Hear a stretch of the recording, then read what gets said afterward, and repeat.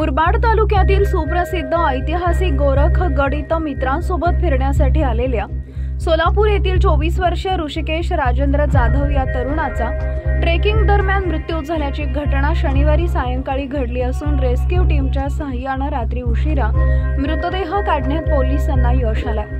गडावरून खाली उतरत असताना पाय घसरल्याने अंदाजे 100 ते 125 फूट निसरड्या खोल दरीत पडल्याने ऋषिकेश याला गंभीर दुखापत झाली व त्यातच त्याचा वेदनादायी मृत्यू झाल्याचं सांगण्यात येते।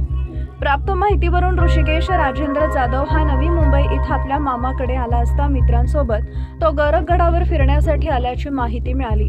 पायातील बुटांना अपेक्षित ग्रिप न मिळाल्याने व रस्ता चिकट झाल्याने त्याचा तोल जाऊन तो पडल्याचं सांगण्यात येते। या प्रकरणी मुरबाड पोलीस ठाण्यात आकस्मिक मृत्यूची नोंद करण्यात आली आहे। दरम्यान नुकताच जून महिन्यात गोरखगडापासून काही अंतरावर असणाऱ्या सिद्धगड इथं पर्यटनासाठी गेलेल्या 14 पर्यटकांपैकी 22 वर्षीय साईराज धनेश चव्हाण नामक एक 22 वर्षीय तरुण बेपत्ता झाला होता।